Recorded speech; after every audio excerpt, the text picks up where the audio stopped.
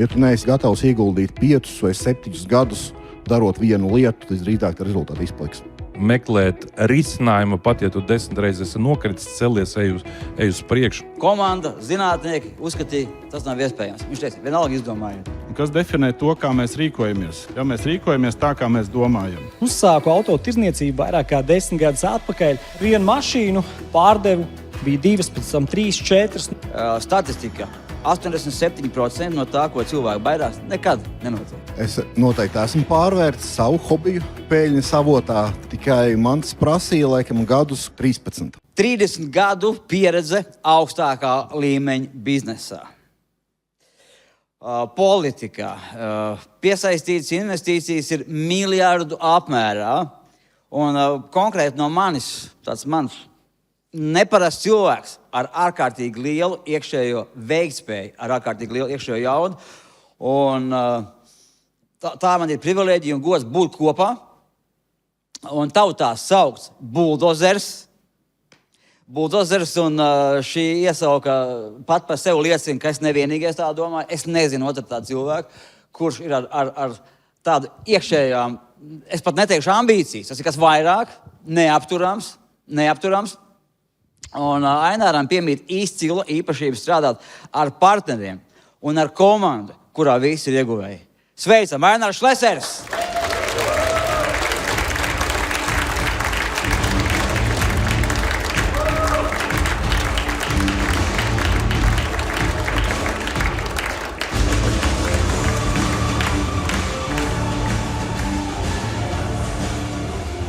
Uzņēmējs First Auto, tas nozīmē auto numur 1, labākais auto, dibinātājs un vadītājs, eksperts auto tirgu, kurš specializējas jaudīgu un augstas klases prēmiju auto tirgošanā. Un ar komunikāciju, kas rada uzticību. Komunikācija, kas rada uzticību un viņš ir sasniedzis gandrīz 7 miljonu apgrozījumu. Un Edijs ir draudzīgs, komunikabls, un savu nākamo BMW es pirkšu pie Edija. Edijs Frienbergs!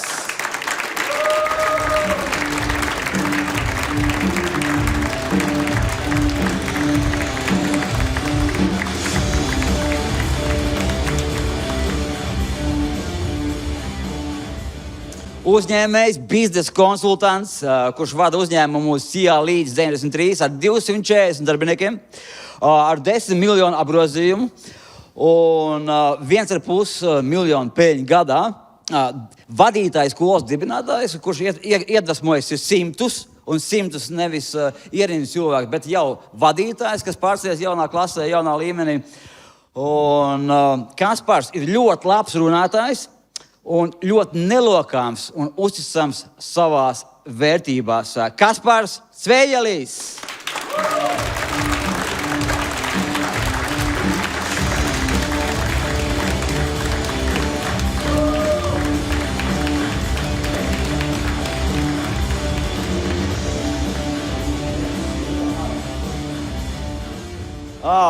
Fitnesa treneris, influenceris, uzņēmējs, kurš 8 mēnešos ir izveidojis uzturbagātinātāju biznesu ar 150,000 plus mēnešu apgrozījumu. Tātad fitnesa kanāla īpašnieks un veidotājs dibinātājs TikTokā ļoti aktīvs. Viens no redzamākajiem veselīga dzīvesveida speciālistiem, jeb popularizētājiem.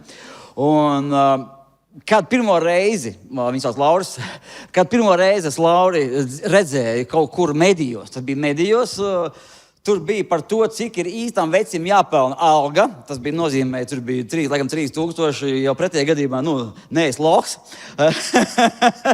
tā kā, un es tajā pašā brīdī, kas redzēju, tas bija izvilkts no ārpus konteksta, bet tas nemaina būtību. Arī pēc manis, tas ir mūsējais. Cilvēks mūsējais pēc manis sirds.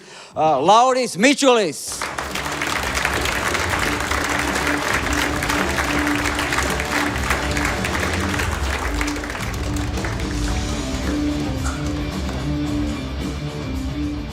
Tātad pirmais jautājums. Es ievadīšu viņu.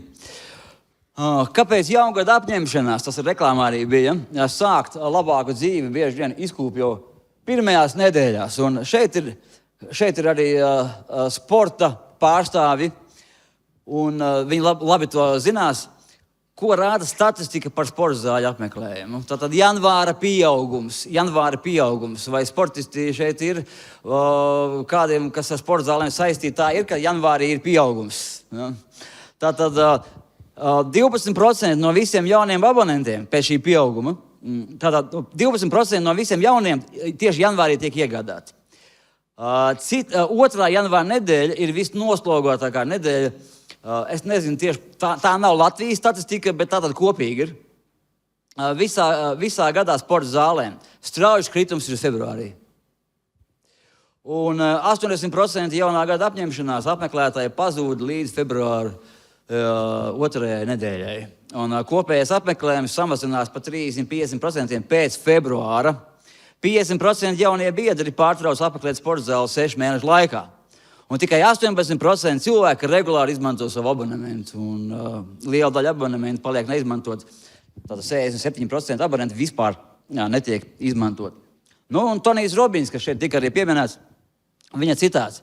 Ja vēlies lielas pārmaiņas savā dzīvē, tad bieži tā sāks ar mazu, bet būtisku paradigmas maiņu. Paradigma tas ir iekšējā cilvēka vērtības sistēma. Iekšēja, kas jau ir iestrādājusies, tas ir ieradumos.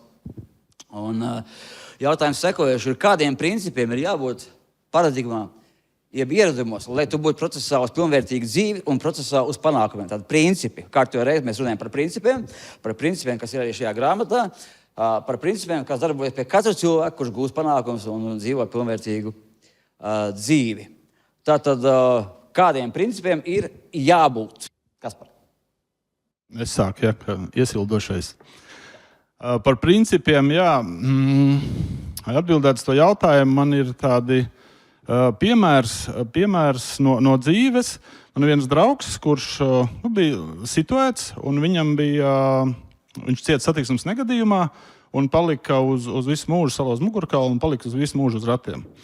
Un tas, kāds dzīves līmenis viņam bija pirms tam, pēc tam viņš bija kaut kādu gadu bija ārā, bet tagad viņš ir turpat un pat augstāk nekā viņš bija pirms avārijas. Un tad ir otra situācija, kur arī man sanāk, ka man radu lokā ir ģimene, kas vinēja, neatceros, to loterijā Super Bingo, un tad viņam bija tas uzrāviens uz 30,000, tajā laikā laikam lati bija. Ja, un tad tu aizbrauc pēc pusgada, viņi ir turpat, kur viņi bija pirms tam. Un es domāju, ka te tāpat, ka mūsu to rezultātu, vai cik daudz mēs varēsim noturēt, nosaka tas mūsu mindsets, vai tas mūsu redzējums, kā mēs skatāmies uz lietām. Ja, tā kā manas pieminētajā piemērā bija divi varianti, kuriem bija kaut kādas situācijas, bet viņi vienmēr atgriezās tur, kur viņi ir. Ja, jo, ja mēs paskatāmies uz savu dzīvi, mums ir kaut kādi rezultāti. Ja. Un tos rezultātus mēs iegūstam, ja mēs kaut ko darām. Mums ir kaut kāda rīcība, mēs kaut ko darām, mēs iegūstam kaut kādu rezultātu. Un kas definē to, kā mēs rīkojamies? Ja mēs rīkojamies tā, kā mēs domājam. Ja, tā kā iepriekšējā panelī, ja, kad runātājs stāstīja, ja, ka man ir kaut kāda doma, tad es sāku rīkoties, un tad es afirmācijas vai vizualizācijas, tad es kaut ko iegūstu. Savukārt, ja mēs pakāpjamies vēl vienu soli atpakaļ, tad kas tās mūsu domas definē? Ja, tad tās mūsu domas definē tie mūsu pārliecības, mūsu stereotipus, kas bieži vien ir iegūti kaut kādā agrā bērnībā vai jaunībā. Un tas ir tas, kas mums parāda to rāmi, no kura mēs varam vai nevaram izkāpt ārā, un tas ir tas, kas definē to mūsu rīcību, kādi mēs būsim pēc tam. Un es domāju, ka tas ir zināmā mērā tie mūsu, tā kā tas Tonijs Robins teica, ja mēs nemainām tās paradigmas, ja es domāju, ka visi čigāni zagaļi, ja, un kāds čigāns tagad nāks pie manis pieteikties darbā, kāds viņam ir iespējas tikt pie manis strādāt. Ja, tu nulēji. Ja, un tā ir mana paradigma, ka visi čigāni ir zagaļi. Un kamēr es no tās paradigmas, kamēr es to paradigmu pats neieraugu, kad es domāju šķībi, jā, varbūt man bērnībā bija problēmas ar čigāniem, tāpēc man pa viņiem izveidojies tāds viedoklis, bet šitas čigāns varbūt ir Oksfordu pabeidzis vai Harvardu un var uztaisīt man pa otro miljardieru Latvijā. Ja, bet es ar viņu nerunāšu, tāpēc, ka man ir kaut kāda paradigma, un es domāju, ja visiem tiem jāievēro svara kategorija. Un tas ir tas, kas mūs definē, un ar to, diemžēl, ir diezgan grūti tikt galā, tur daudz jāstrādā sevi. Man liekas, tas ir atbildot īsi uz to jautājumu, tas ir tas, kāpēc mēs tik ātri pametam sporta zāli, jo ir kaut kāds viedoklis, ka tas ir svarīgi vai nav svarīgi, kas mūs tā kā atvelk apakaļ, un mēs esam tajā līmenī, kur mēs bijām pirms tam. Droši vien ir jārunā par mērķiem, kuri tiek izvirzīti pat neapzinoties, ka tas ir mērķis, un mērķi, kurus tu izvirzi pats apzinoties. Piemēram, bērns, kurš tikko ir piedzimis, un sākumā viņš tiek vienkārši barots, mamma viņu baro, pēc tam pienāk brīdis, kad viņš jau sāk tur uz grīdas kustēties, grozīties, pēc tam sāk rāpot, un pēc tam iet un sāk staigāt. Tie saucamie pirmie soļi gultiņā, kaut kur viņš pieceļās, un to mēs visu labi atceramies. Bet tam droši vien mazam bērnam ir tas mērķis, viņš arī grib piecelties, viņš redz, un viņš aug līdz ar to visu, viņš attīstās.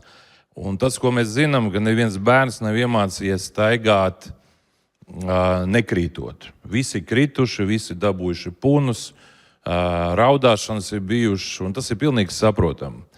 Kur pretī pieauguši cilvēki ļoti bieži, pat ja viņi izvirza kādu mērķi, un kaut kas nesanāk, ir kritiens, sāpīgs, viņi krīt izmisumā, depresijā, un viņi uzskata, ka viss, nekas nesanāk. Un ir jāatcerās to, ka neviens dzīvē neko nav sasniedzis bez kļūdām un kritieniem. Un tā atšķirība starp veiksmīgu un neveiksmīgu cilvēku ir ārkārtīgi vienkārša. Veiksmīgs cilvēks pieceļās par vienu reizi vairāk nekā neveiksmīgs. Jo, ja tu piecelies un dari to vēlreiz, tad ir liela varbūtība, ka tev viss sanāks. Un pat ja tu nokritīsi vēl 10 reizes, tad kādā no reizēm tu piecelsies un viss būs labi. Un tā ir tā galvenā lieta. Un vēl viena būtiska problēma ir nolaidība. Izvērtība, nolaidība. Mēs runājam par ģimenes vērtībām. Man viens pazīstams cilvēks, viņam ir 5 bērni un 5 sievas. Es viņam uzdevu jautājumu, vai viņš ir kādreiz visus savus bērnus pie viena pusdienu galda ir sapulcinājis. Viņš teica, nē. It kā bērni ir visi, bet ģimenes nav. Līdz ar to ģimenei ir ārkārtīgi liela nozīme. Un tad, protams, arī ir paradumiem, un tad, kad mēs dzirdam tur narkotikas, alkoholu, viens cilvēks pēdējā laikā ļoti bieži man tur zvanīja, sūtīja īziņas visu laiku. Viņš saka, ka viņš grib dabūt darbu un visu. Un vienmēr, kad es viņu satiekos, es jūtu, ka viņš vakar ir dzēris. Viņš ir principā dzērājs un alkoholiķis. Un es sākumā viņam mēģinu paskaidrot, ka tomēr nevajag dzert. Un beigās man apnīk, un es teicu, ja kamēr tu dzersi, vispār nezvani, man neraksti. Kādu laiku viņš nezvanīja, nerakstīja. Tagad saka, kādu laiku jau nedzerot un atradis darbu. Tā kā tad ir nepieciešams arī kritiski izvērtēt tās lietas, kāpēc tu nevari sasniegt. Vienkārši nedzert un nepīpēt un nestaigāt apkārt. Un, ja tev ir stipra ģimene, pamatā tas ir liels pamats tam, ka tu kaut ko izdarīsi. Un atcerieties, jāpieceļās par vienu reizi vairāk nekā tu esi nokritis. Tas varbūt viena pavisam īsa piebilde pie Ainara teiktā. Vienīgais dzīvnieks uz pasaules, kas kaut ko sasniedz sēžot, ir vista. Sveiciens visiem! Mārcis, paldies tev liels par uzaicinājumu. Tā kā kuplā skaitā visi šeit ir ieradušies, un es ceru, ka mēs katrs kaut ko spēsim nodot jums. Tātad jaunā gada apņemšanās, man liekas, tas ir tāds baigais standarts, ko es dzirdu kaut kur riņķī katru gadu, un tiek atlikts uz nākamo gadu atkal. Tāpēc, patstāvīgs tāds pilnveidošanās process. Attiecīgi, tev ir arī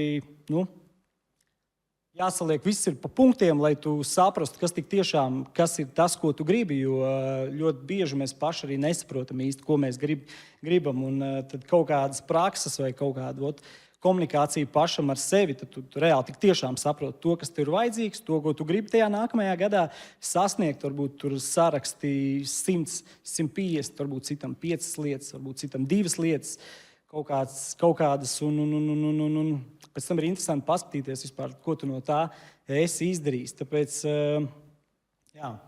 tādas manas domas, un protams, pats arī esmu kādreiz kaut ko izdarījis, kādreiz neizdarījis. Īstenībā pagājušajā gadā 24. gadā es izdarīju vairāk nekā 25. gadā. Tāpēc šis īstenībā labs moments. Nu, un, kaut kā tā, visiem ir savu veidu momenti dzīvē. Ir cikls, kad varbūt tu esi, tā teikt, augšupējā jaudīgāks, un tieši tos savus mērķus tu izpildi ātrāk, un tev viss, tu esi vairāk fokusētāks un sasniedz viņus ātrāk. Tas ir, tā kā, jā, bet ir jāatcerās tas, ka katra diena, katra nianse, maza kaut kāds mazs solis, pieliekot, izdarot, patstāvīgs, viņu tev aizvedīs pie tā tava plāna. Jā, spēt piecelties pēc kritiena ātri, kas ir baigi svarīgi, un man liekas, tas ir jāatcerās visiem kaut kā tā. Tāpēc novēlu visiem izpildīt šī gada plānus. Mārcis, paldies, ka uzaicināji. Paldies skatītājiem, ka ir ieradušies. Tātad jaungada apņemšanās cilvēkiem parasti nesanāk. Tā arī droši vien tas, cik pareizi. 90% man tas šeit nesanāk. Un nesanāk ne jau tāpēc, ka cilvēki ir slinki, bet tāpēc, ka cilvēkiem vienkārši nav plāna, kā kaut ko darīt. Ir nepareizas gaidas, ko vispār gaidīt no tā savu ceļa. Un pats galvenais nav īsti mērķis. Jo, manuprāt, ja mums nav mērķa, mēs neesam saplānojuši, ko mēs darām, tad jau mēs īsti nevaram saprast, vai mēs progresējam, neprogresējam, kā arī kaut kāda konkrēta mērķu mērīšana. Tad, kad mēs uzstādām mērķi, mums ir skaidri soļi, un tad mēs varam sekot līdzi, vai mēs ejam pa tiem soļiem, vai mēs neejam pa tiem soļiem. Un, ja mērķis nav uzstādīts, tad ir skaidrs, ka mēs to mērķi nekad nesasniegsim. Ir tāds teiciens, kas, es domāju, ir tīri tuvu patiesībai, kad idiots ar labu plānu vienmēr vinnēs ģēniju bez plāna. Un to es arī esmu novērojis savā dzīvē. Vienmēr, kad es kaut ko saplānoju, nevienmēr, bet gandrīz vienmēr kaut kāds rezultāts ir. Tad, kad es kaut kur eju pilnīgi bez nekāda plāna, tad tas rezultāts gan nav vienmēr. Un tā ir tā lieta, ko es ieteiktu katram, tie brīdī, kad tu izdomā, kad kaut ko gribi sasniegt, izdomā, ko tiešām gribi sasniegt. Tas ir pirmais. Nākamā lieta jāsaprot, kāpēc to mērķi grib sasniegt, jo tomēr lielākā cilvēka daļa, tā, kad viņiem uzspērs, kāpēc kaut ko grib sasniegt, viņiem īsti nav atbildi. Un tā, ka tev nav atbildi uz jautājumu, kāpēc, tad pie jebkurām pirmajām grūtībām, kas radīsies ceļā, tu salūzīs un teiks, man to nevajag. Tāpat kā cilvēki sāk iet uz sporta zāli, 1. janvārī visdrīzāk, ja mērķis nav nekāds, vai arī mērķis viņiem ir, vajadzētu sākt nodarboties ar sportu. Bet kamēr nav atrasts tas, kāpēc, tikmēr ir ļoti grūti gan uzsākt kaut ko, kaut gan jau gar apņemšanās, tā kā ar daudziem varbūt uzsākt nav grūti, bet noteikti grūti to rezultātu noturēt. Tā kā arī, kad es sev uzstādu kaut kādus mērķus, arī uzņēmumu mērķus, es vienmēr uzdodu savu jautājumu, kāpēc. Vienmēr, sākot no pagājušā gada, pirms pagājušā gada īsti neuzdevu savu jautājumu, kāpēc man bija konkrēti mērķi uzņēmumā, konkrēts apgrozījums, ko es gribēju sasniegt, un tajā brīdī, kad es uzdevu jautājumu, kāpēc man to apgrozījumu vajag, man īsti atbildes nebija. Es vienkārši biju domājis, ciparu galvā, man vajag tik, bet īstenībā, ja mēs skatāmies, teiksim, tādu pašu uzņēmēju darbību, ir skaidrs, ka mērķim vajadzētu būt, ja runājam par finansēm, nevis apgrozījumam, bet peļņai. Un tā, ka mēs uzliekam kaut kādu peļņas mērķi, tad mēs varam attiecīgi saplānot arī to vispārējo. Tā kāds īsais, vienkāršais ieteikums tādai būtu uzstādīt mērķi, saprast, kāpēc vispār to mērķi grib sasniegt, un tad jau arī pēc tam attiecīgi var sastādīt kaut kādu plānu, un pats galvenais sekot tam plānam līdzi. Un tajā brīdī, kad varbūt tas plāns neiet tā kā īsti vēlētos, tad katreiz atcerēties par to savu kāpēc tu uzsāki, kāpēc tu to vispār gribi, un tad visdrīzāk arī izdosies. Kamēr nebūs atrasts tas kāpēc, visdrīzāk arī vienmēr viss izgāzīsies. Nākamais jautājums ir tāds dažādās motivācijas grāmatās, lieto līdzīgus stāstus. Un viens no tiem ir par ērgli, kurš sasniedz noteiktu vecumu. Un tad, ja viņš grib atjaunoties un turpināt un atjaunot savu jaunību un spēku, tad viņš dodas vientuļā vietā, tad viņš nosit sev knābi, tad viņš izrauj sev nagus, tur spalvas nomaina, un tad viņš tā kā pārdzimst. Tā kā fēniks pārdzimst, un tad laimīgi, un atkal viņš var medīt, un nagi atkal jauni izaug, knābis jauns izaug, viņš atkal var medīt, viņš var planēt, normāli lidot, un pilnvērtīgi dzīvot 30 gadus. Es izpētīju, ka šis stāsts ir blefs, mīts, tā nav patiesība, ar ērgļiem nekas tam līdzīgs nenotiek. Tas viss, nagi mainās, spalvas mainās, knābis atjaunojās, bet tas viss notiek pakāpeniski čiliņā. Un jautājums ir sekojošais. Es arī citātu nolasīšu no Henrija Davida Toro, amerikāņu rakstnieks un domātājs. Panākumi parasti nāk tiem, kuri ir pārāk aizņemti, lai tos meklētu. hobijs vai ir hobija, var nopelnīt. Hobijs, darbs. Hobijs, darbs. Vai ir labi, vai ir ideālais variants, ka tu vari pelnīt tieši ar hobiju, nevis vienkārši ar darbu? Es ļoti bieži kaut kur uzstājoties, esmu rekomendējis jauniem cilvēkiem pasakot līdzi Warrenam Buffetam, kurš vēl joprojām ir dzīvs, viņam 100 gadi, kurš izveidoja vienu no pasaules veiksmīgākajām kompānijām Berkshire Hathaway, kas ir top 10 bagātākais cilvēks pasaulē. Ļoti interesants cilvēks, bet tad, kad kārtējā akcionāru sapulcē, kas notiek parasti tādos lielos stadionos, tur sabrauc akcionāri no dažādām pasaules valstīm, uzdeva jautājumu. Viņam bija vietnieks, kas bija nedaudz vecāks par viņu, viņš arī nodzīvoja gandrīz līdz 100 gadiem, un viņam jautāja, bet jums jau ir tuvu 90, varbūt, kad jūs iesiet pensijā? Un tad viņš teica, pensijā, kas tas tāds? Viņš saka, ja mēs iesim pensijā, būs jāalgo cilvēki, viņiem būs jāmaksā alga, tie būs lieki izdevumi. Viņš saka, neiešu pensijā. Un beigās viņš nolēma iet pensijā tikai tad, kad viņa vietnieks Čārlis Mangers nomira tuvu 100 gadiem. Un atbilde ir ārkārtīgi vienkārša. Tie cilvēki, kas atrod tādu darbu, kuru viņi ir gatavi darīt par velti, viņi ir laimīgi cilvēki. Un tad vienlaicīgi tas ir gan darbs, gan hobijs. Un es zinu vēl vienu cilvēku tādu pašu Latvijā, kas ir tā kā Warrens Buffets, tas ir Raimons Pauls. Es ar viņu iepazinos, kad viņam bija 62 gadi, un tad viņš runāja par pensiju. Un viņš vienreiz gribēja tur iet pensijā, otrreiz, un varu visiem atgādināt to, ka Pauls joprojām ir uz skatuves, viņam jau 90 gadi, viņš joprojām spēlē cienījamā vecumā, un kā viņš teica, visdrīzāk, ka viņu no skatuves arī ar tām klavieriem nonesīs nost, viņš dzīvo ar to. Viņš teica, tie, kas ātri aizgājuši pensijā, tie bieži nokļuvuši tur augšā, tāpēc, ka viņiem dzīvē nebija jēga, un te es atceros arī vienu cilvēku, kas kādreiz bija, tad, kad es biju ministrs, viņš bija šofers, es biju tad krietni jaunāks, bet viņam bija apmēram tikpat gadi, cik man šodien, kad 55. Un šis laika teica, kad es būšu pensijā, tad es braukšu tur makšķerēt. Kad es būšu pensijā, es saku, paglau, bet tev ir tik daudz brīva laika, brauc tur pamakšķerēt. Nē, viņš visu laiku runāja par pensiju. Viņam vēl bija 10 gadi jāstrādā, viņš runāja par pensiju. Tas, ko es gribu aicināt visus, nedomājiet vispār par pensiju. Vispār pensija nav vajadzīga. Jums ir jāstrādā līdz mūža galam, līdz pēdējiem elpas vilcienam. Un ja jums būs tas uzstādījums, tad viss būs labi, būs laba veselība un lielāka motivācija un tā tālāk. Tā kā pensija, tas ir kaut kas jauns, izgudrots. Protams, ir patīkami saņemt naudu, ja tu esi ilgi strādājis, bet kādreiz pensijas nebija. Bija tā, ka vecāki rūpējās par bērniem, kas bija piedzimuši, un bērni, kas izauga, pēc tam rūpējas par saviem veciem vecākiem. Ja? Man šķiet, ka tas pēc būtības ir daudz pareizāk nekā tas ir patreiz. Tā kā galvenais ir negaidiet pensiju, strādājiet un atrodiet to, ko jūs gribat darīt, tā kā Raimons Pauls un Buffets. Paldies! Paldies! Medī, vai tu mīli to, ko tu dari? Un es varu atbildēt, Mārcis, tu gan jau zini, jā, es mīlu to, ko es daru. Tu vari atrast to, ko tu tik tiešām mīli darīt. Un attiecīgi šitie konkrēts stāsts, tātad dabūju pirmo savu auto. Un tā mašīna patikās.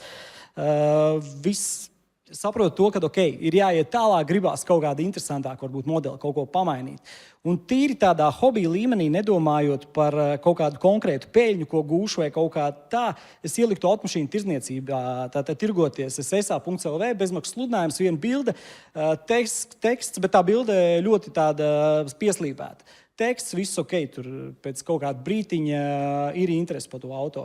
Iemainīju uz citu automašīnu ar piemaksu. Un tas viss bija tāds azarts, hobijs, un tādā veidā es nonācu jau Dotajā momentā varbūt tas ir kaut kādas 100 automašīnas, ir bijušas pat vairāk, bet ko es gribu piebilst, jā, šis vairs īsti nav hobijs. Jā, ir patīk tas, ko tu dari, bet ja tev uzņēmums aug, tev, protams, ir arī jāmāk strukturizēt kaut kādas lietas, un tad kaut kādos momentos pazūd tas, tā teikt, tas vieglums tāds, viegli tā, šitā, viegli tā.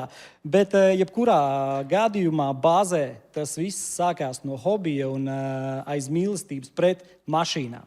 Man liekas, tas ir baigi nice, ja tu to tik tiešām atrodi tādā agrā vecumā, kā es to atradu un sāku to darīt. Un vienkārši tas bija tāds mans lādiņš, kas mani dzina uz priekšu jā.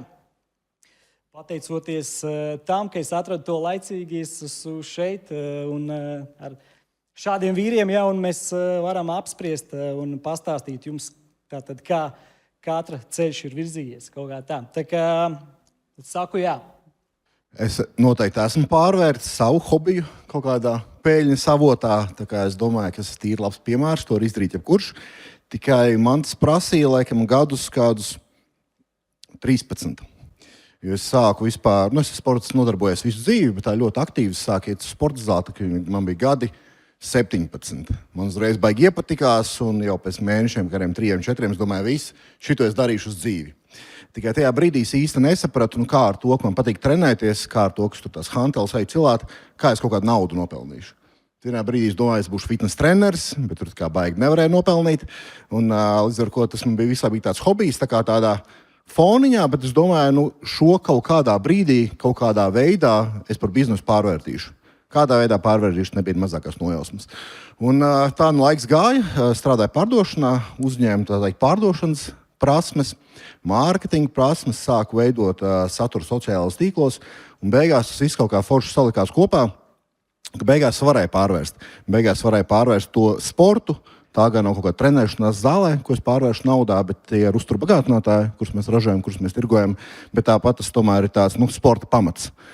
Un kāpēc es to varēju izdarīt tikai pēc gadiem 13? Jo man sākumā nebija ne prasmes, kā pārdot, ne prasmes, kā kaut ko reklamēt. Tā kā es domāju, ka pilnīgi jebkurš cilvēks, tīpaši šobrīd, kad mēs naudu varam pelnīt internetā, var pārvērst savu hobiju naudā.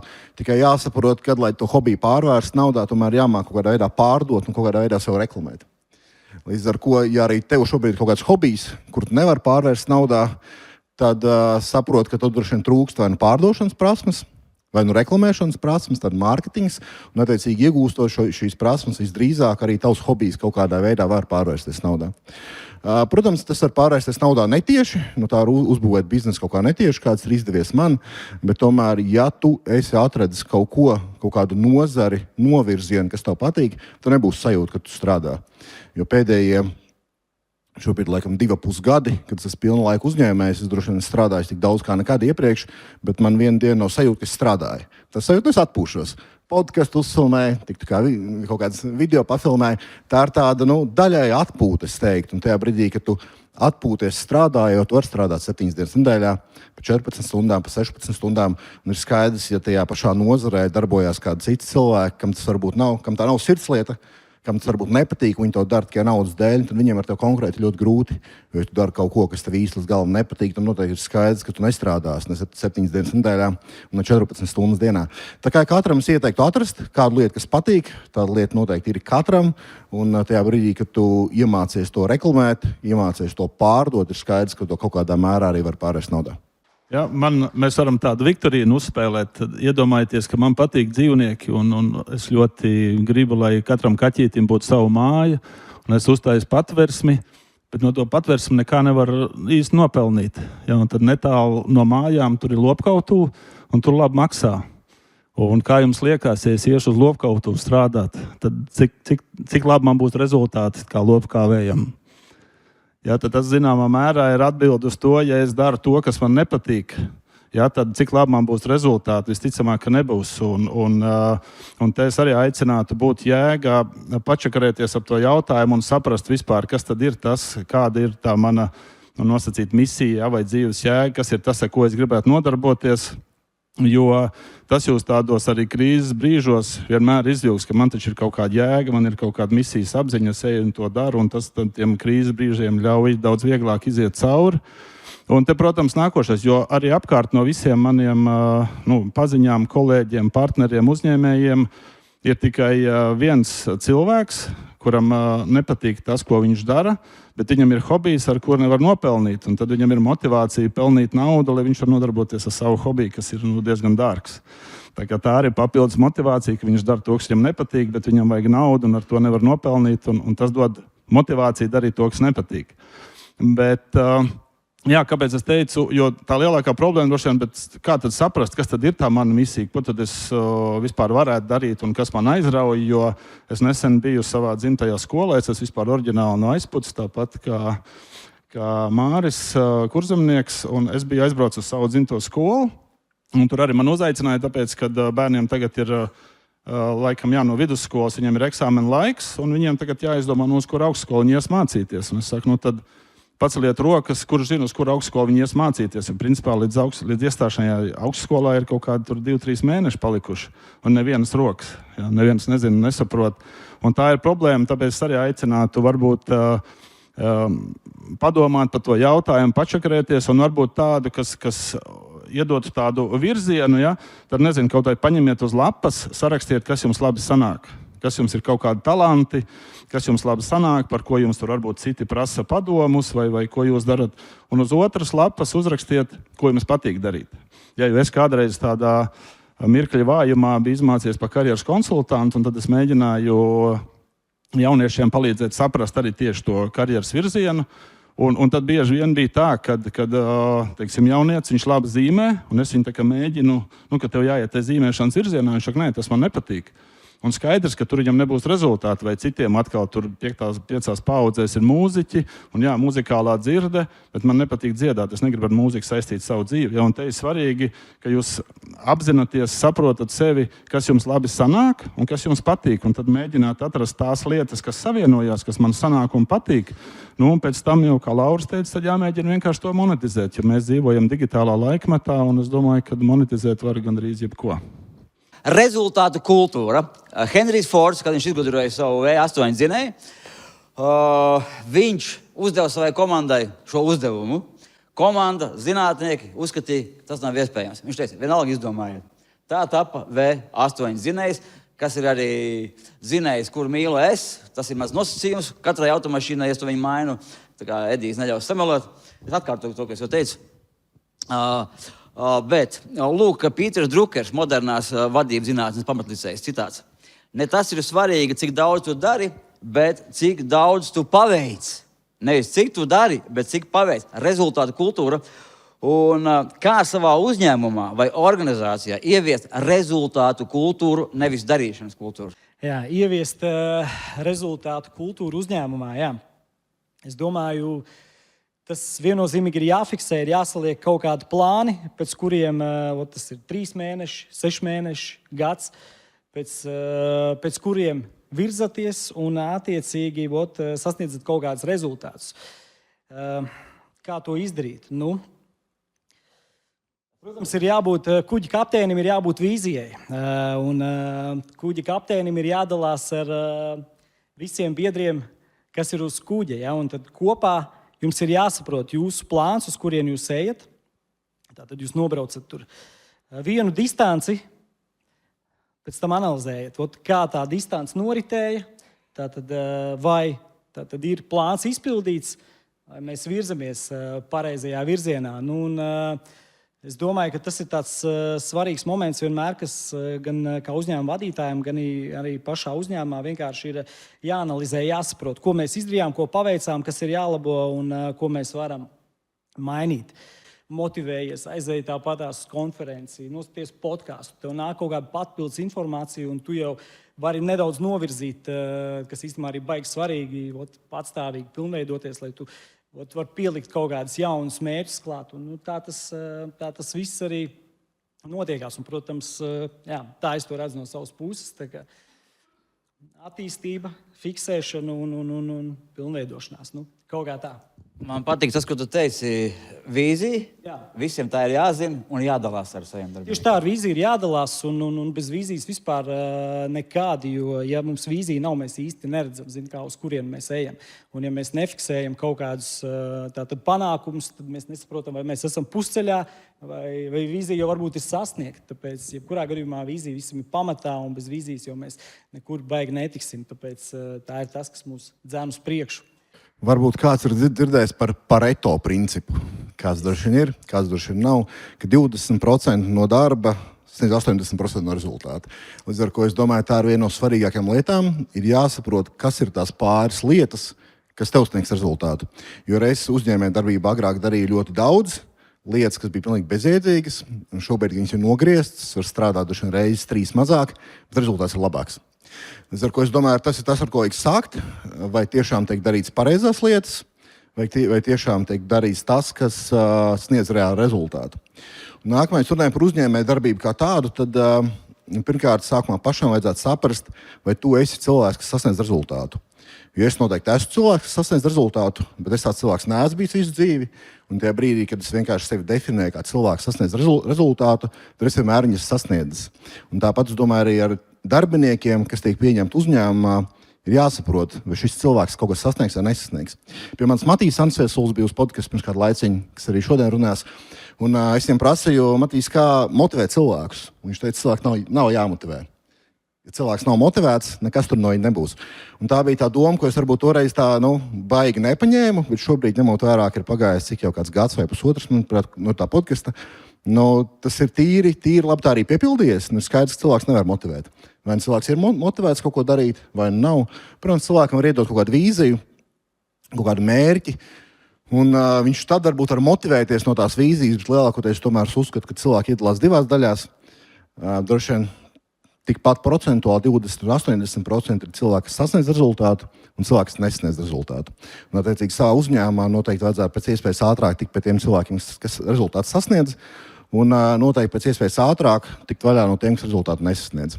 Un droši vien katram, kas šobrīd ir te, kas klausās, vajag arī saprast, vai tu esi cilvēks, kas sasniedz rezultātu, vai tu esi vienkārši cilvēks, kas dara. Jo tomēr lielākā cilvēka daļa ir tāda, kas dara, par rezultātu nedomā, un skaidrs ir par rezultātu nedomā, kāds tur var būt rezultāts. Līdz ar to es uzskatu, ka jāsāk ir no katra cilvēka, kas ir uzņēmumā, no tā, ka viņš kļūst efektīvs, no tā, ka viņš kļūst par cilvēku, kas sasniedz rezultātu, un tad droši vien tas ir iet kaut kur tālāk arī uz priekšu. Jo tomēr lielākā arī cilvēka daļa, ja viņi nav sakārtojuši savu dzīvi, ir skaidrs, ka viņi nevar sakārtot kaut kādus procesus uzņēmumā, viņi nevar sakārtot kaut kādu rezultātu uzņēmumā. Cilvēks nesporto, viņš dzer katras brīvdienas, kāds viņš darbinieks. Vai ne?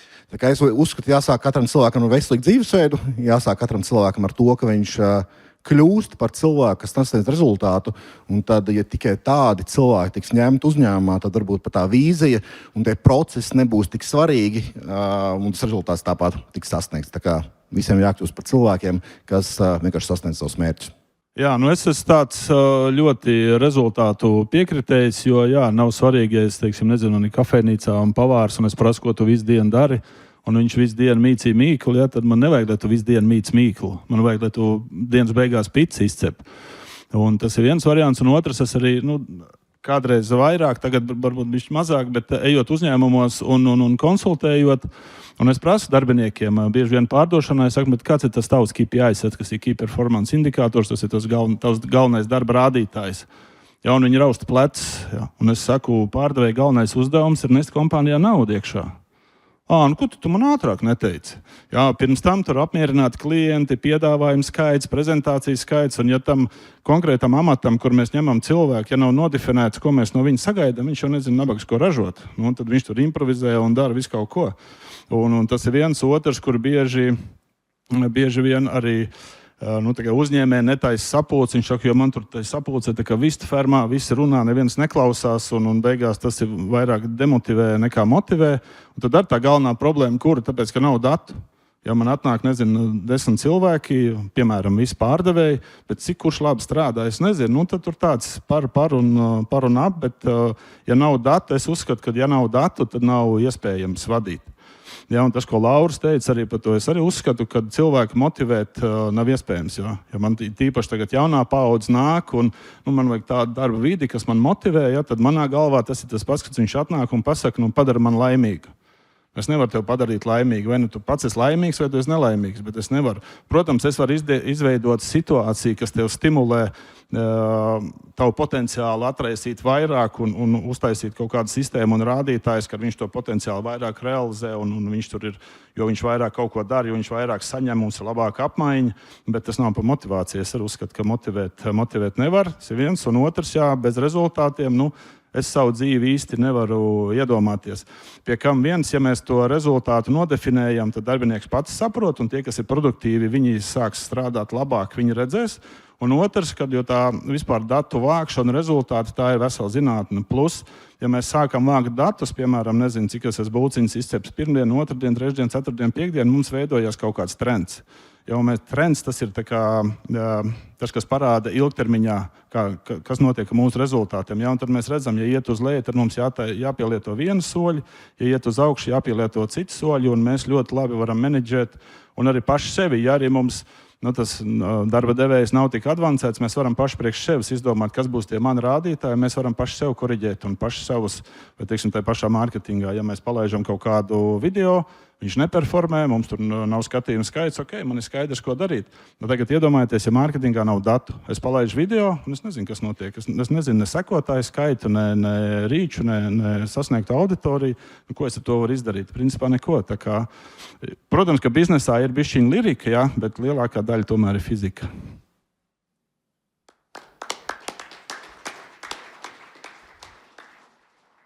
Ļoti bieži ir tā, ka cilvēks uzzina informāciju no grāmatām. Un bieži šīs nav oriģinālās grāmatas, bet ir tulkotās. Un nevienmēr tulkojumi ir pilnīgi precīzi. Un, piemēram, viens no vārdiem, kas ir neprecīzi iztulkots latviešu valodā, no angļu valodas ir vārds bizness. Tāpēc, ja kādam šodien prasa, ar ko tu nodarbojies, viņš saka, es esmu biznesmenis, es nodarbojos ar to un to. Ja tu angļu valodā pajautāsi kādam amerikānim, what is your business? Viņš saka, I am teacher. Esmu skolotājs. Tas ir mans darbs. Biznes tas ir darbs. Un ļoti daudz cilvēki, viņi negrib būt biznesmeņi, jo viņiem tad vajag ieķīlāt savu māju, dzīvokli, personisko garantiju dot, un beigās viņš visu var pazaudēt. Jo biznes tas ir kā kazino. Tev iespējams jāpaņem viss, kas tev ir, un jāuzliek uz viena cipara, un tu vari visu pazaudēt, jo tie apstākļi var rasties šādi. Un tāpēc jāuzdot jautājumu, vai tu esi gatavs pazaudēt ne tikai visu, kas tev ir, bet vēl palikt parādā bankai, ja tu tici idejai. Un ja, piemēram, kāds cilvēks atnāk, saka, aizdot naudu. Tu saki, kāpēc tu bankā negribi paņemt kredītu? Viņš saka, bet bankai būs jādod. Tas tā kā, man ir laba ideja, es gribu uzsākt biznesu, bet aizdot man naudu. Bet ja tu neesi gatavs ieķīlāt sevi bankā, garantēt, ka tu esi gatavs to naudu atdot, tad varbūt tas biznesa plāns nav tik labs. Līdz ar to mums ir ārkārtīgi svarīgi arī parastās patiesības jāzina. Mēs runājam vārds vīzija. Jā, tas ir redzējums, tas ir tāds, tā kā tu redzi to, ko citi neredz. Bet ir tās realitātes. Tev ir ģimene, tev ir bērni. Un ja tu sēdi mājās un visu laiku domā, nāc tā vīzija, tūlīt es izdomāšu kaut ko tādu, mēs kļūsim bagāti. Bet tev jāpabaro ģimeni, tev jāsamaksā rēķini par dzīvokli, par bērnu mācīšanos, par visu pārējo, kas ir. Līdz ar to tu vari nodarboties ar jauniem projektiem, ja tev ir tādas vīzijas, bet pirmais, kas ir jāzina, tas ir tev jābūt pamatienākumiem. Ja tev nav uzņēmuma, kas tev ģenerē ienākums, tad tev jābūt darbam, kas ģenerē ienākums. Un pirmo projektu tev vajag realizēt tad, kad tu strādā pa vakariem, pa naktīm, bet tev jābūt pamatienākumiem. Tu nevari palikt bez pamatienākumiem, jo pat ja tev atņem visus īpašumus, bet ja tev ir zināšanas, kā tu vari dabūt darbu un pelnīt algu, tad tam minimumam ir jābūt. Nākamais, kas ir ārkārtīgi svarīgi, ir tas, ka ka it sevišķi jauniešiem, kad viņi iet mācīties, nevienmēr ir zināms, kurā virzienā viņi izvēlēsies to īsto profesiju. Gadās tā, ka viņi sāk mācīties vienā virzienā, pēc tam jāpāriet citā. Varu pateikt uzreiz, tu nekad neizvēlēsies to vienu pareizo ceļu, un nav garantīja tas, ka to, ko tu dari, ar to tu nodzīvosi līdz visam mūžam. Ļoti bieži gadās tā, ka tu dari, ieguldi daudz līdzekļu tajā visā enerģiju, un beigās tev jāiet kaut kur citur. Jo vīzija ir arī tas, ka tev bieži jākļūdās tā dārgi jāsamaksā, lai pēc tam tu kaut kur vinnētu. Tā kā vienmēr ir jābūt gatavam zaudēt. Nebūs tā, ka tev būs vīzija un tu tikai pelnīs. Ja jūs apskatieties, neviens biznes neiet tikai uz augšu. Visi lielie biznesi viņa dzīvē vismaz vienreiz ir bankrotējuši. Laika princips. Tas nozīmē, Mikelāņģelo ir teicis, ka lielas lietas prasa laiku. Un es apvienošu šo jautājumu arī ar iespēju katram pastāstīt, ko jūs darat. Sīkāk pareklamēt arī savu biznesu, kaut kādu stāstu. Bet laika princips ir izpētīts, konkrēti Nobela prēmijas laureāts Herberts Saimons ir pētījumu veids, ka neviens šahists negūs izcils panākums ātrāk kā pēc 10 gadiem. Bet ar noteikumu, ka viņš ir nepārtraukti šahā starp izcilībām un spēlē. 10 gadi. Tātad laika princips. Cik ilgs laiks ir vajadzīgs, lai uzbūvētu veiksmīgu biznesu? Apvienot šo jautājumu var arī ar savu stāstu, biznesa stāstu un reklamēt sev. Droši vien no personīgās pieredzes man ir bijuši diezgan daudz jautājumu pēdējo gadu laikā, kā es tik ātri un kaut kurienes parādījos un uzbūvēju veiksmīgu biznesu. Bet, ja skatās apakšā, tur īsti nav gads, 2, 5 vai tur droši vien apakšā ir, ja skatāmies zināšanas, gadi 15, ja skatās kaut kāda aktīva mācīšanās, tie pašā pārdošanā, mārketingā, kādi gadi 7, līdz ar ko tādu reālu, manuprāt, zināšanu bāzi, ja tu tiešām tur ieguldi visu savu brīvo laiku, tur ieguldi kādos gados 5, 7, jo es sāku strādāt pārdošanā pirms gadiem, 9, ja nemaldos, nostrādāju 6 gadus. Būsim reāli, pirmos 3 gadus bija galīgi sūdīgs pārdevējs. Pārdots nevarēja neko, bet tā kā es strādāju 2, 3 vairāk kā visi, tad kaut ko es tur pārdevu. Un tikai pēdējos kaut kādos 2 gados, kas bija pārdošanā, es sapratu, ka jā, man tas sāk izdoties beidzot. Līdzīgi droši vien ar visām pārējām lietām, jo cilvēki parasti īsti neredz to darbu, kas arī ieguldīs apakšā. Arī ar satura veidošanu šobrīd tā satura veidošana aizgājis ir tik tālu, ka ja es vecrīgā izeju ārā no mājas līdz stāvvietai, tad vienmēr kāds atnāk man nofočēties. Bet ir skaidrs, ka tas tā nebija uzreiz. Tas tā nebija ne pirmajā gadā, ne otrajā, jo satura arī es veidoju gadus 8, 9. Bet tāda reāla atpazīstamība ir iegūta droši vien tikai pēdējā varbūt gada laikā, pusotra gada laikā. Tā kā cilvēki vienmēr redz to tikai tavu gala versiju, tos panākumus, ko tu esi guvis, bet to, kas ir apakšā, cilvēki bieži neredz. Manuprāt, tāpēc arī bieži cilvēkiem neizdodas sasniegt mērķus. Jo, ja tu reiz varbūt arī manu piemēru, to gads, 2 un pēkšņi viss bija, un tu neredzi tos 7 gadus apakšā, 8 vai 9 vai 10, tad, ja arī tu kaut ko sāc, un pēc gada tev šķiet dīvaini, kāpēc vēl neesmu atpazīstams, kāpēc man nav biznesa, kāpēc cilvēki no manis neko nepērk, un tad varbūt tam visam atmeta roku, bet tajā brīdī, kad tu varbūt paklausies tādus stāstus, iedziļinies dziļāk un saproti, cik daudz laiks ir vajadzīgs, tad, varbūt tā motivācija turpināt tomēr būs ilgāka, jo tu zini, ja tu pieturēsies pie vienas lietas, rezultāts pēc kāda laika būs. Jo arī droši vien galvenais iemesls, kāpēc cilvēks nesasniedz rezultātu, ir lēkā no viena biznesa uz otru biznesu, no viena darba uz otru darbu. Protams, darbi ir jāpamaina, bet es uzskatu arī, labi, biznesu droši vien mainīt nevajadzētu, bet par darbiem ir jāpieturās pie kaut kā viena. Ja tā ir pārdošana, tad pārdošana, var droši vien būt vairākas nozares, mārketings. Un gadi 5, es teiktu, tas būtu minimums līdz kaut kādam laikam, kad var redzēt panākums. Arī šobrīd uzturbagātinātāju tirdzniecībā mums iet 3. gads, sākām 24. Un es teiktu, tikai šobrīd ir tāda stabilitāte.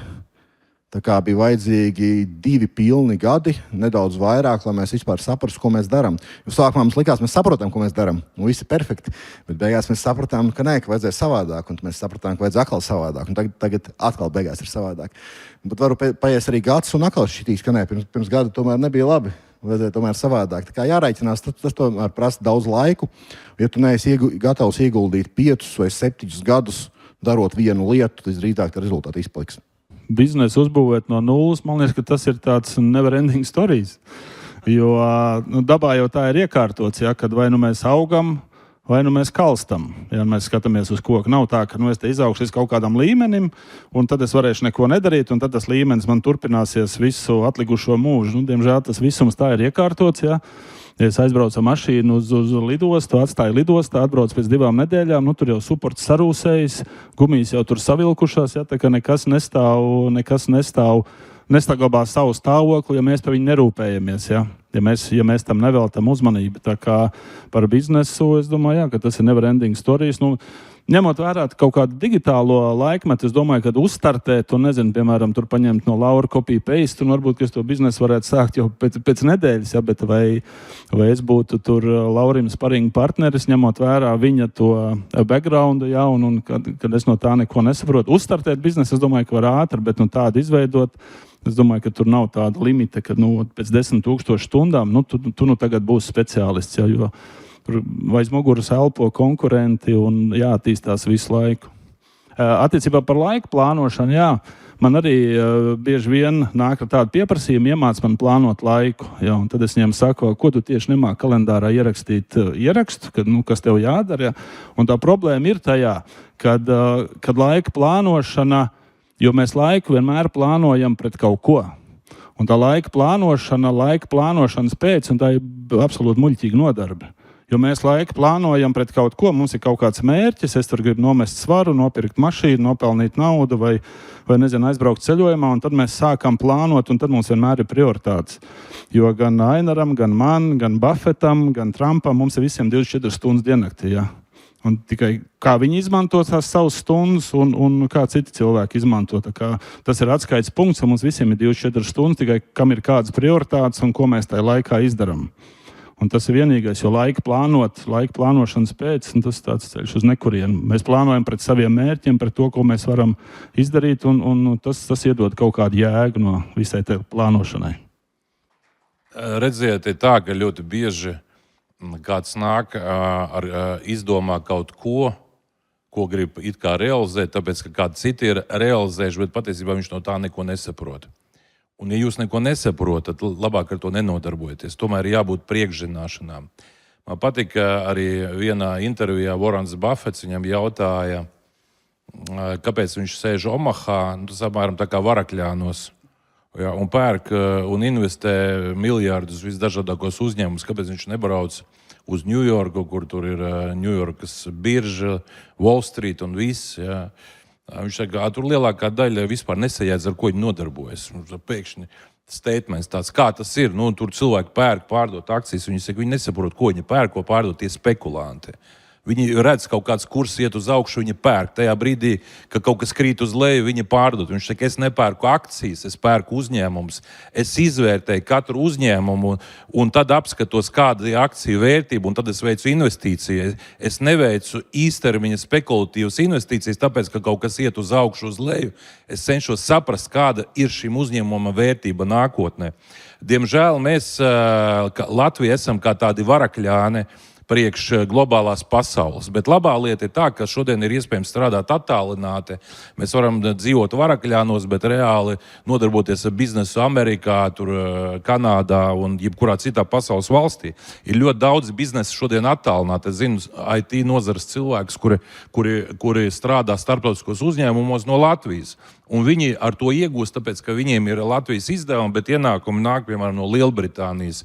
Līdz ar to šodien ir ārkārtīgi svarīgi katram saprast, ka Latvijā tu bagāts nevari palikt, ja tu paliksi tikai Latvijā. Mums ir vajadzīgi uzņēmēji, kas skatās globāli, kas domā, kā iet uz jauniem tirgiem, kādā veidā investēt jaunos tirgos un viss. Bet tad rodas, protams, kur ņemt naudu. Es teikšu uzreiz, neviens dzīvē nav nopelnījis tik daudz naudu, lai varētu investēt jaunos projektos. Mans ieteikums vienmēr ir bijis tāds, ja jūs gribat iegūt investoru, vispirms pārliecināt banku, ka šis produkts, ja projekts ir labs. Ja jūs varat pateikt, vai, piemēram, sarunāt bankā, piemēram, 10 miljonu kredītu projektam, kurā jūs esat gatavi ieguldīt, piemēram, 5 miljonus, liela varbūtība, ka jūs to investoru dabūsiet. Tad, jo banka vienmēr ir kā partners, kas uzņemās mazāku risku. Viņi visu apķīlā un viņi uzliek procentu, bet viņi neprasa to lielo peļņu no jums. Viņi saka, samaksā man to procentu. Līdz ar to es aicinu katram tomēr dzīvot pēc principa, ka nevajag nodarboties ar to, ko nesajēdz, mēģināt koncentrēties uz to, ko tu saproti vislabāk. Plus pieredze ir vajadzīga, vienam ir vajadzīga gadu gara pieredze, vienam vajag 10 gadu pieredze, tas ir ļoti atšķirīgi, bet tas pats galvenais ir tas, ka jums ir jābūt gataviem riskēt un gataviem pazaudēt visu. Ja jums nav tāda gatavība, tad nenodarbojieties ar to biznesu, jūs neko nesasniegsiet, jo biznesā neviens nav dabūjis garantiju, tu nevar apdrošināt savu investīciju. Tā kā rezumējot tā, kad izvēlaties to, ko jūs saprotiet, un, protams, jums jābūt profesionāļiem, bet ar pamat izglītību, piemēram, tur skolā vai universitātē nepietiek.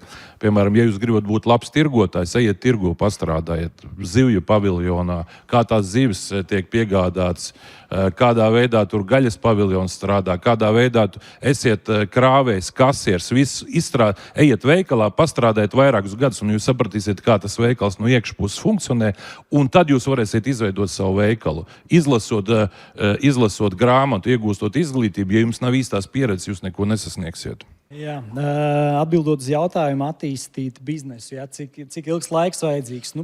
Kādā līmenī tu viņu vēlies attīstīt? Piemēram, runājot, pastāstīšu savu pieredzi par auto tirdzniecību. Tātad uzsāku auto tirdzniecību vairāk kā 10 gadus atpakaļ ar vienu mašīnu, kā jau arī teicu, jā, un bez nekādiem tur aizdevumiem, vai neviens man neiedeva tur kaut kādu kapitālu, ar ko startēt. Nopirku vienu, pārdevu, bija 2, pēc tam 3, 4, lēnā garā tā. Pēc tam pamēģināju, sapratu, domāju, varbūt tomēr labāks marģins, labāka peļņa ir uz lētākām mašīnām. Tur uztaisīju saitu, kur uzpērku mašīnas, tur pieslēdzu džekus, kas brauc komunicē ar tiem cilvēkiem. Domāju, lētais segments būs manējais. Sapratu, vispār ne, tas nav manējais. Viss komunikācija tieši ar cilvēkiem un tieši tie lētie autiņi. Sapratu, ne, tas nav vairs tas, kāds bija mans mērķis sākumā. Tieši tās emocijas, tirgot labus autiņus, foršus un tā teikt, ielikt tur sirdi un dvēseli, tas neiet kopā ar tātad lētām mašīnām. Attiecīgi gāju tālāk pa solim, un tā arī jau 10 gadi pagājuši, un tu tikai audzēji, visu laiku ir kaut kādi jauni pārbaudījumi. Tātad tu ieslēdzies ar reklāmās iekšā, tad iepazīsties, Lauris nopērk no tevis mašīnu, jāuzrauj kopā video kaut kāds. Visu laiku kaut kāda attīstība iet klāt, un tur arī tie gadi pienāk.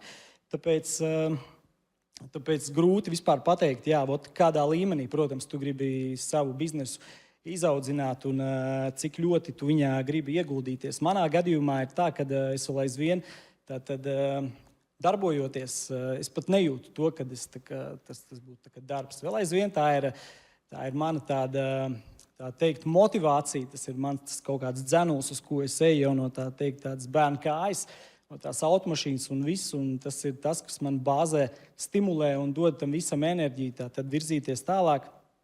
Tāpēc es domāju, ka es viņu tāpatās arī audzināšu, un dotajā momentā man 34 gadi ir, gan jau 55 es darīšu to pat, tikai citā līmenī.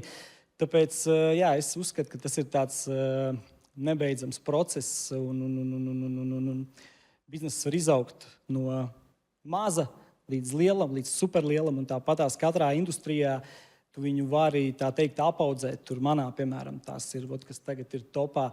Tātad ilgtermiņa nomas un vēl viss kaut kas, kā es arī domāju, ka auto nozara arī ies tajā virzienā. Cilvēki negribēs, tā teikt, būt īpašnieki automašīnai, viņi gribēs vienkārši īrēt, lai viņiem nav jāiespringst tur par riepu maiņām un pa apkopēm un tādām lietām. Viņi vienkārši, tā teikt, īrēs mašīnu un pabraukās gadu, paņems, izvēlēsies jaunu, uzkomplektēs viņu tur un kaut kā tā. Tāpēc, es uzskatu, ka tas ir 10, 20, 50, tā varbūt visu dzīvi. Tāpēc izaudzēt biznesu, es domāju, var ātri, bet arī tie var būt daudz gadi. Paldies! Skatītāji jautājumi, un uz šiem katram minūti. minūte atbildēt. Tā kā, kāds personīgais, tur plus mīnus, kāds personīgais ieradums vai domāšanas maiņa jums deva vislielāko biznesa izrāvienu? Un kāpēc tieši tas? Vislielāko izrāvienu droši vien deva, kad es sapratu, ka man pat galvā tāda vīzija, ka Argentīna slavena ar savu tango, ar steikiem, Itālija picām un vēl kaut ko. Un tad es domāju, kāpēc Latvija nevarētu būt slavena ar saviem vadītājiem. Un tad es saprotu tādu, tas ir tas, kas mani motivē. Un ko tas dod, kas deva tādu šiftu. Ja, tad es runāju ar vienu profesionālu hokeistu. Ja, un arī izšķirīgu spēli. Viņš aizmet garām. Es saku, bet kā tu ar to tiec galā? Viņš saka, man pofīgi, es aizmetu garām vai nē, es visu mūžu spēlēšu hokeju. Un ar mani ir tieši tāpat. Ir kādreiz mēs tur nopelnām vai zaudējam, vai kāds klients atsakās, vai kāds klients neapmierināts. Man pofīgi, es visu mūžu nodarbošos ar vadītāju izglītošanu. Kāds personīgais ieradums vai domāšanas maiņa jums deva vislielāko biznesa izrāvienu? Un kāpēc tieši tas? Iespējams tas, ka man nav akadēmiskās izglītības. Jo tiem, kam ir akadēmiskā izglītība, viņi saprot, ka viņi neko nesaprot un ka viņiem ir limiti. Ja es vienmēr uzstādīju mērķus, kas ir ārpus tā rāmja, ko māca skolās. Tad, kad es biju 90. gadā Norvēģijā, Latvija, principā tikko kā atguva neatkarību, 92. tajā laikā, un es staigāju pa Norvēģiju, pa Oslo, skatījos, kāda ir šī pilsēta, skatījos, kādas tur ir ēkas, viesnīcas, tirdzniecības centri. Es saku, kāpēc mums tas tā nav jau? Man šķita, ka vajag to pašu darīt šeit. Tajā laikā mums nebija ne veikala, ne viesnīca, nekā tajā laikā nebija. Bet man bija pārliecība, un es vienkārši domāju, kā mēs to varam realizēt šeit, un tas viss notika. Ja man šodien kādam būtu jāsaka, izdomā arī kaut ko ļoti lielu, ļoti bieži cilvēks saka, bet kā es cilvēks varu atļauties? Es to nevaru atļauties, jo man nav naudas, man nav zināšana, un tas biznesā ir svarīgi nebaidīties no lieliem izaicinājumiem, mērķiem. Ja, un galvenais ir meklēt risinājumu, pat ja tu 10 reizes esi nokritis, celies, ej uz priekšu, un ir liela varbūtība, ka tu tos lielos mērķus sasniegsi. Jums būs citi jautājumi. Tev būs cits jautājums, un Laurim būs cits, man liekas, piemērās ļoti arī. Tātad, Edija, vai izaugsmes pamatā ir ticība tieši savai vīzijai, nevis citu cilvēku vīzijai? Un cik gudri ir liet ūdeni uz citu dzirnavām, vai tas nav vienkārši labs darbinieks? Es domāju, ka viennozīmīgi izaugsmes pamatā ir ticība savai vīzijai, jo, kā jau arī iepriekš vīri runāja, mēs katrs, ja mums ir labs konekts ar sevi, mēs katrs redzam savu vīziju, un tiklīdz, ja tu viņas vizualizēsi, tu lēnā garā nonāc pie viņas. Un es domāju, ka tas ir ļoti svarīgi, lai tu vispār saprastu, arī, kā arī teicu, nodot varbūt arī to savai komandai, lai jūs tā vīzija ir kopēja, bet ļoti svarīgi, ka tev ir tātad skaidri redzams ir tas, uz ko tu ej, un kā tas izskatīsies. Nezinu, tur attiecīgi, kāds ir mans nākamais plāns, es gribu atvērt showroom. Es to showroom jau esmu redzējis, un realitātē viņš īstenībā vēl nav gatavs, bet realitātē es zinu, kā viņš izskatīsies un kāds viņš būs. Un es esmu 99, 100% droši, ka tāds viņš arī būs, un tas būs tuvākajā laikā. Tāpēc tas ir tas, kas man dzēna uz priekšu. Tas ir, es domāju, jebkuram vajadzīgs. Jums ir kaut kāds liels mērķis apakšā, ir jābūt vīzijai un redziet, sataustiet, un viņi būs kaut kāds, viss piepildīsies. Tā. Super. Laurim jautājums. Kas ir lielākais mīts, var izpausties? Kas ir lielākais mīts, ko bagāti uzņēmēji Latvijā turpina stāstīt, lai izskatītos veiksmīgāk nekā patiesībā ir? Tie cilvēki, kas kaut ko stāsta, ir cilvēki, kas izliekās uzņēmējiem, kam īsti daudz naudas nav. Jo, manuprāt, Latvijā mums ir ļoti daudz cilvēki, kas māca pelnīt naudu. Vienīgais, kā viņi pelna naudu, ir mācot pelnīt naudu. Un ir skaidrs, ka tas cilvēks neko to baigi nevar iemācīt. Jo, manuprāt, tā ir viena lieta Latvijā, kas trūkst, tāpēc pats mēģinu stāstīt pēc iespējas vairāk. Trūkst stāsti no reāliem cilvēkiem, kas pelna naudu, kam ir biznesi, tiešām liela biznesi, kas tu informāciju nodod skatītājiem vienkārši tāpat, bez maksas. Un droši vien loģiski, ka tas trūkst, tāpēc, ka uzņēmējs no tā īsti neko baigi neiegūst. Tas ir papildus laiks, ko tu velti, un par kam to darīt. Un, manuprāt, pirms tu vispār ņem informāciju no kāda internetā, kā veidot biznesu, pasties, vai viņam pašam ir bizness, vai bizness ir veiksmīgs. Un lielākoties secinājums būs tāds, ka cilvēks visdrīzāk nav izveidojis veiksmīgu biznesu, vai arī vienīgais viņa biznesa ir stāstījis citiem, kā veidot biznesu. Un pēdējais jautājums šajā panelī. Drosme. Ričards Brensons. Bailes ir kā migla, kad ej tām cauri, tās izzūd. Jeb arī statistika. 87% no tā, ko cilvēki baidās, nekad nenotiek. Tās bailes nav reāls. 7% notiek. Tu nevari to ietekmēt, bet vari izvēlēties attieksmi. Un trešais, tikai 6% notikumu tu vari ietekmēt, ja rīkojies. 6%. Un ļoti maz procents ir reāls pamatots bailes. Tātad drosme, pastāsti drosmes piemērus. Droši vien saprotot, ka beigās tāpat viss būs labi, un ja nav labi, tad vienkārši tās vēl nav beigas. Tas ir man tā šeit labākais. Bet vispār kā es tiek galā ar bailēm, padomāju droši vien pāris soļus uz priekšu, un kas būs sliktākajā gadījumā. Un tā kā padomā pāris soļus uz priekšu, un sliktākais gadījums drīzāk ir nekas baigi. Varbūt nedaudz naudu zaudējuši, naudu nopelnījuši, vēl vai ne. Līdz ar ko, manuprāt, bailes parasti cilvēkiem rodās tāpēc, ka viņi neapdomā, kāds varētu būt sliktākais variants un ko viņi darīs sliktākā varianta gadījumā. Jo ļoti daudz cilvēkiem ir bail iet prom no darba, veidot savu uzņēmumu. Tomēr tajā pašā laikā, ja tam cilvēkam uzspirs, kāpēc viņam to ir bail darīt, tad visdrīzāk viņš pateiks, nesanāks bizness un palikšu bez darba. Bet tajā pašā laikā, ja tu tiešām esi labs darbinieks, tad drīzāk tu atradīsi tieši tādu pašu darbu dienas laikā. Un, manuprāt, ja cilvēks padomā tā reāli līdz galam, kas notiks tajā sliktākajā gadījumā, tad realitātē drīzāk tas būs kaut kas, ar ko tāpat viegli var tikt galā. Un tā, kad tu saproti, ko tu darīsi tajā sliktākajā gadījumā, visdrīzāk tās bailes arī izzudīs. Man tas ir interesants jautājums, par cik tas arī mans dzīves piesaukums vispār pētīt. Un es bieži vien kādreiz uzdevu sev jautājumu, ar ko tad atšķirās uzņēmējs varbūt no darba ņēmēja. Ja, jo varbūt cilvēks ar 3 augstākām izglītībām. Ja, tātad tas nav tas izšķirošais faktors, kas uzņēmējam dos kaut kādu, kas viņu padarīs par uzņēmēju. Fiziski stiprāks arī nav. Ir daudz fiziski stipri, ja, bet kuri nepelna pietiekoši. Kas akadēmiskā izglītība, nē, kaut kāda pieredze, arī nē. Varbūt viņš tur baigi enerģisks, un ja es būšu enerģisks, vai tad es būšu bagāts? Visticamāk, ka nē. Un es nonācu pie tā, ka tas, kas atšķir uzņēmējus varbūt no neuzņēmējiem, tā ir drosme.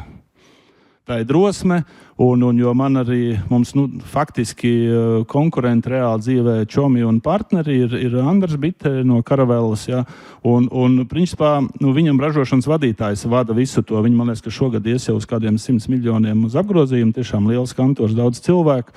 Sakot, kāpēc tas ražošanas vadītājs neaiziet no tevis prom un pretī pār pa ielu neuzceļ tādu pašu rūpnīcu? Ja, un es runāju ar ražošanas vadītāju, nē, man nevajag visas tās problēmas. Es 6 pabeidzu, es aizēju mājās, ja. Andrs varbūt 4 no rīta uz balkona pīpē, ko man darīt, jo man alga budžets tur ir tūp pie miljonu. Ja, un tā ir drosme, tas ir tas, ar ko, man liekas, uzņēmēji atšķirās no neuzņēmējiem, jo smags darbs un daudz strādājot, diez vai jūs padarīs par miljonāriem. Tik vismaz es redzu savā apkārtnē, tad par miljonāriem kļūst pieņemot drosmīgus lēmumus. Un tie lēmumi ir tas, kas izmaina, kad viņi uzņemās atbildību, viņi riskē, viņi iet tur, kur vispār ir aizmukuši, ja, vai 4 no rīta pīpē uz balkonu, tāpēc, ka nervi iet čupā. Bet labā ziņa ir tā, ka drosme var uztrenēt. Drosme var uztrenēt, un tā ir trenējama lieta, jo vienīgais veids, kā jūs varat tikt galā ar bailēm, ir darīt to, no kā jums bail. Tur nav citu variantu, vai iedomāsimies, un kā to drosmi var uztrenēt. Iedomājieties, kam ir bail, no čūskām, piemēram. Paceliet roku. Ir kādam, ja? Tad vienkārši nolieciet, beigtu čūsku, 5 metrus tālāk, pasēdiet stundiņu, paskatieties, pēc stundiņas pieiet metru tuvāk, pasēdiet, paskatieties, vēl pēc stundiņas vēl, un tik ilgi, kamēr jūs viņu varēsiet paņemt rokā. Un tad to pašu dariet ar dzīvu. Ja, un tās bailes, ja jūs iesiet tur, kur jums bail, jūs tām bailēm tiksiet galā, un jūs to savu komforta zonu, ja, kas saka, ka tev jāizkāpja no komforta zonas, tas īsti nav pareizi, tev tā komforta zona jāpaplašina. ka es varu sēdēt, vienā pusē man tur pusmetra liela zirneklis, otrā pusē man tur var būt čūska, un es jūtos komfortabli, tāpēc, ka es esmu ar tām bailēm ticis galā, un es to savu komforta zonu varu paplašināt. Kas ir bailes? Bailes, ja nebūs bailes, tad dzīve beigsies ļoti ātri. Pirmkārt, tu pieskarsies pie kaut kā karsta, plīs sarkana. Ja tu pieliksi roku pataustīt, cik karsta, tu apdedzināsies. Labi, roka kaut kā pēc dzīs ilgi, bet sadzīs. Bet, ja tu uzkāps uz jumta un iedomāsies, ka tu vari nolikt no tā, ja tev bailes nav, mēs zinām, ar ko tas beigsies. Līdz ar to bailes tā ir pilnīgi normāla sajūta. Cilvēkam ir bailes par saviem tuviniekiem, par valsti, par daudz ko. Un tāpatās arī bailes ir tas, kas cilvēkam liek domāt, ko darīt, lai dzīve tomēr nebeigtos tik ātri. Paskatieties, piemēram, autobūves industrijā, vācieši un citi. Kādreiz, kas bija mašīna? Tu brauc ar mašīnu, un bija jautājums, vajag vai nevajag to drošības siksnu piesprādzēt. Tagad tur ir airbagi, tur ir visādi sensori. Un principā, ja tu sākumā domāji, vai vispār ir iespējams izgudrot kaut ko gudrāku, drošāku, tad šodien katrā nākamajā mašīnā ir aizvien drošāk. Tagad jau Teslas un citas mašīnas tur bez autovadītājiem jābrauc. Un tāpēc, ka tur tās bailes no negadījumiem motivē cilvēkus izgudrot to drošības sajūtu un tā kā cīņa starp diviem pretpoliem. Tas, kas attiecās uz to, vai tātad, kā cīnīties ar bailēm? Pirmkārt, ir tā, ka jāsaprot, ka tas dažas lietas, ko es minēju, nevajag lekt no jumta, nevajag bāzt roku, nevajag arī pie čūskām līst, vai ne? Nevajag darīt. Nevajag. Ja vien tur cilvēkam negribās tur tiešām kaut kādu pārbaudīt sevi īpaši. Man piemēram, vienmēr es teiktu tā, cilvēks riskē dzīvē ļoti bieži. Un, protams, vienmēr ir jāsaprot, kas būs, ja kaut kas aizies šķērsām. Un tas ir pilnīgi normāli. Bet katram riskam ir arī ir jāizvērtē, vai ir vērts riskēt, vai ir vērts to darīt. Pirmkārt, dzīve ir pārāk īsa, lai tu tur mēģinātu riskēt visu kaut kur. Tāpēc es uzskatu, ka cilvēkam ir jābaidās no daudz kā, un caur tām bailēm tu sāksi loģiski domāt un pieņemt lēmumus. Bet tas, kas mums attiecīgi ir nepieciešams Latvijā, mums jābeidz baidīties domāt globāli. Mēs esam visu laiku maza tauta, mēs esam maza valsts, mēs neko nevaram. Kā es teicu, šodien sēžot Varakļānos un dzīvojot, tu vari strādāt pa visu pasauli. Šodien jaunās tehnoloģijas visiem dot visas iespējas. Un tā galvenā lieta te bija arī informācija, kur pa tiem padomiem, kur gūt informāciju, viss telefons. Te ir viss. Jums tikai precīzi ir jāuzdod tie jautājumi. Un ir tas AI, jūs varat noklausīties interviju. Iepriekš bija padomu laikā, tā aizēja uz bibliotēku, tu atrod kaut kādu grāmatu, kaut ko izlasi, kas kādreiz ir bijis. Tagad tu vari dabūt pēdējās intervijas ar pasaulē pazīstamākajiem cilvēkiem, no visādiem pasākumiem, bet ir cita problēma. Informācijas ir tik daudz, gluži tāpat kā tirdzniecības veikalā. Tu ieej, tur ir tūkstošiem preču, tu nevari visu sabāzt savā grozā. Tā kā ir jāizvēlas, ko tev vajag, ko nevajag, bet, kā es teicu, ir ārkārtīgi svarīgi nebaidīties no izaicinājumiem, no riskiem. Un tas, ko es domāju, ka, piemēram, par to es nobeigumā tur vairāk runāšu, ka man būs iespēja, ka tur uzrunāt jūs tieši par tām vīzijām, kāpēc Latvija šodien atpaliek pat no mūsu kaimiņiem. Un, ja mēs apskatāmies pēdējos datus, vienkārši, lai saprastu, ja, piemēram, pirms dažiem gadiem teica par bailēm, tagad viena konkrēta lieta, mums atšķirība izsniegtajos kredītos Latvijai salīdzinājumā ar Lietuvu un Igauniju bija apmēram 10 miljārdi. Mums bija mazāk. Un mēs tagad sakam, mēs virzamies uz priekšu, paņemam tagad jauno statistiku un sanāk tā, ka mēs atpaliekam no Lietuvas un Igaunijas jau par vairāk kā 15 miljārdiem izsniegto kredītu. Tad tie 15 miljārdi ģenerē biznesu ienākumus, darba vietas, visu pārējo. Un mēs te baidamies, un, piemēram, viens ir, ka tu baidies, bet tu izvērtē riskus un pieņem lēmumu, kā virzīties pareizā virzienā. Otrs ir, piemēram, ja tev bail, ka veikalā kaut ko var nozagt, Mūsēji saka, aizvaram veikalu ciet.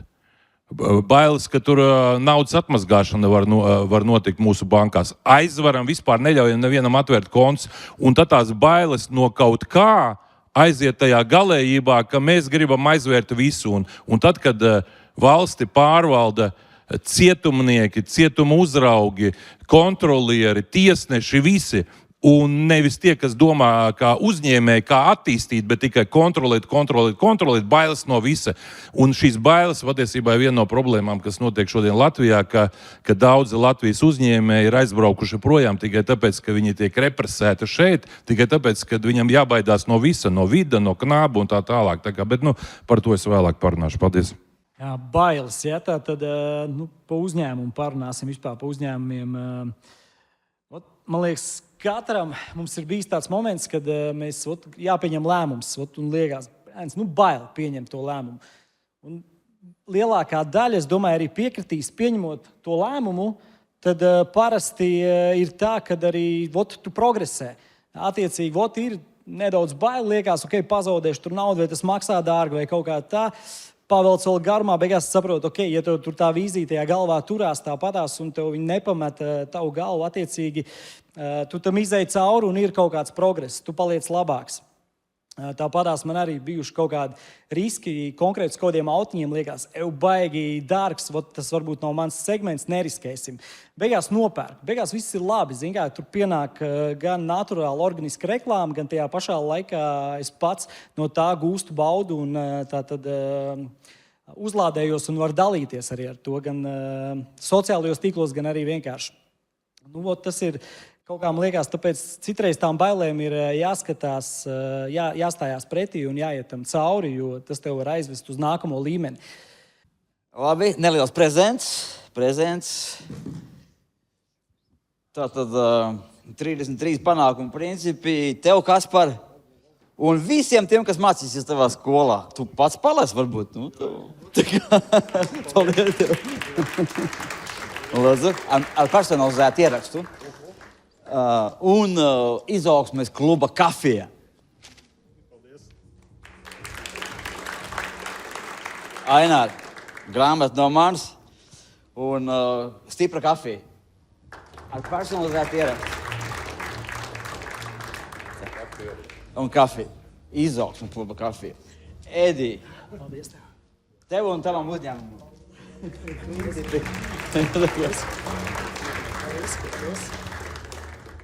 Un, Lauri, paldies tev par tavu dalību.